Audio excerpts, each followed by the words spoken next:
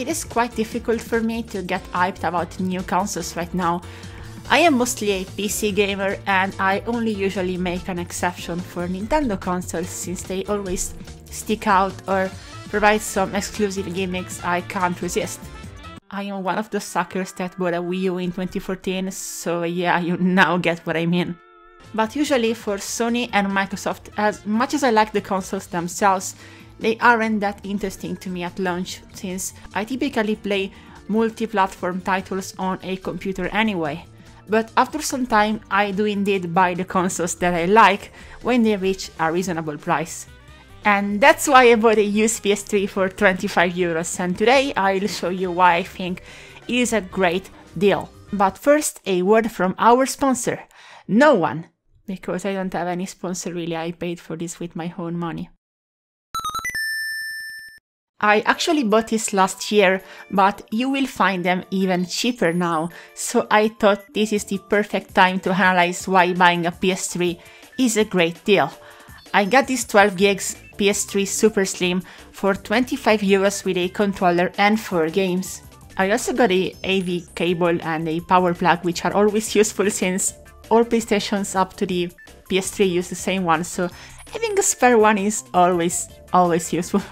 Talking about the controller, I was a bit unlucky since it gave me some problems after a few hours that I was using it.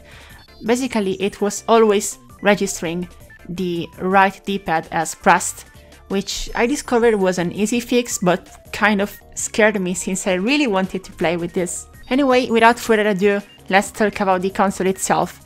The version I have here is the 12GB Super Slim one, which is not the best looking one, and I don't really dig the plastic look that it has, but for the price I can't really complain, it's a fully working PS3. The only thing you really need to add here is an hard drive, because the 12 gigs won't last you basically a week. So what I would suggest is you just open eBay and buy the cheapest, reasonably sized 2.5 inches SATA hard drive and just stick it in there. I mean, yeah, you should get the proper rails to mount it, but I just stuck it in there with some plastic as a spacer. You shouldn't do this, but I did. And it works fine, it's recognized, it's fast, so we can now actually talk about why you should get this console, and we'll start by talking about gaming. You wouldn't expect it from a game console, would you?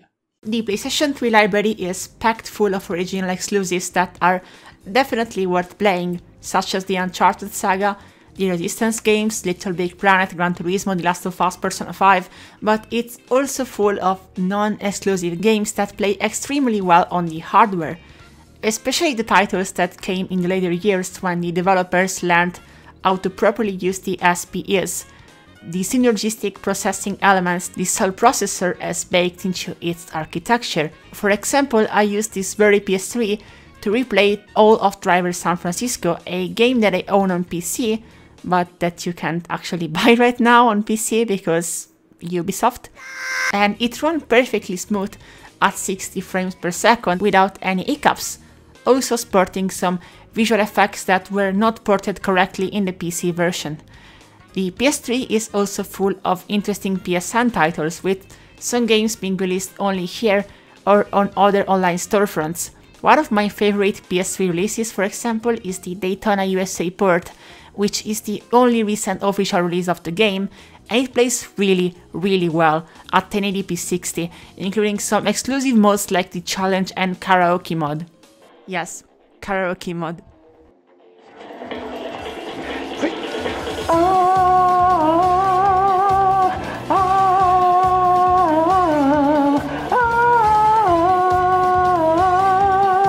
The PSN library is also full of PS1 and PS2 games that can be downloaded and emulated on the console, with some classics like GTA San Andreas being present here. Okay, so I am recording this last minute because it wasn't on the script, but I discovered that you can play PSP games on the PS3. Sony released the PS Minis, which basically are emulated PSP games, and you can just play them. So yeah, this poor little thing can play a lot of games. Some PS3 models are also able to run PS2 discs, and every single PS3 can run PlayStation 1 discs from day one, which is something people tend to forget for some reason. There are also memory card adapters that let you take your original game saves and import them into the PS3 hard drive, which is pretty neat. Buying this console used lets you get an insane game catalog for a very low price, especially considering that a lot of games can be picked as cheap as $5 each. And if you're an importer like me, the best part is that you can actually play games from any region on any PS3. Which means you can just import games from Japan without having to do any hacking or mods to the console. You can just buy them and they'll work, which is pretty neat, especially for exclusive games that never came out in the West. But if gaming isn't enough for you, let's jump straight to the next point, which is media consumption. As probably everyone knows, the PS3 is a Blu-ray player and it will play any Blu-ray discs from your region up to 1080p just fine, even having a digital audio port on the back. This alone makes it worthwhile to get it as part of your media setup if you don't already have a BD player. Like me, since I didn't really need one, since I mostly used Netflix, which is also on the PS3 and works perfectly fine. Prime Video is here and works fine too. You also have YouTube, which works using the phone cast feature, which is pretty awesome. You also have really specific stuff like Plex, which is super comfy. It lets you stream media from your computer, automatically organizing it. It's pretty freaking cool, honestly.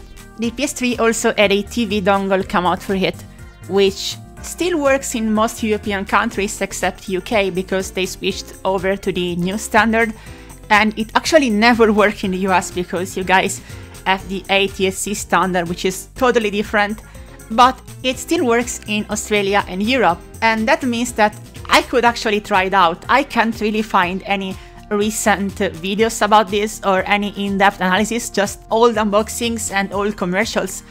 But if you're interested in like a in-depth analysis, I just might buy one and try it out because it works in my country and it's so obscure it might actually need a video about it of its own. So yeah, let me know in the comments if you might be interested in this. Anyway, all of this media functionality is complemented by the fact that the PS3 supports the HDMI CEC standard, and that means that you can actually use your TV remote to control the console. It just works if you have a supported TV. A lot of TVs do include this, but they call it with a brand name. For example, my Samsung TV calls it AnyNet Plus, but it just works and it's honestly a game changer for me. It makes the PS3 compete with Android set-top boxes or Chromecasts. And it still remains a game console, so you can also play games on this thing. I love it, honestly. But let's finally get to the main point that makes this console a best buy, a top deal, a awesome purchase. It's been hacked, and that means that you can do a lot of stuff it wasn't meant to do in the first place.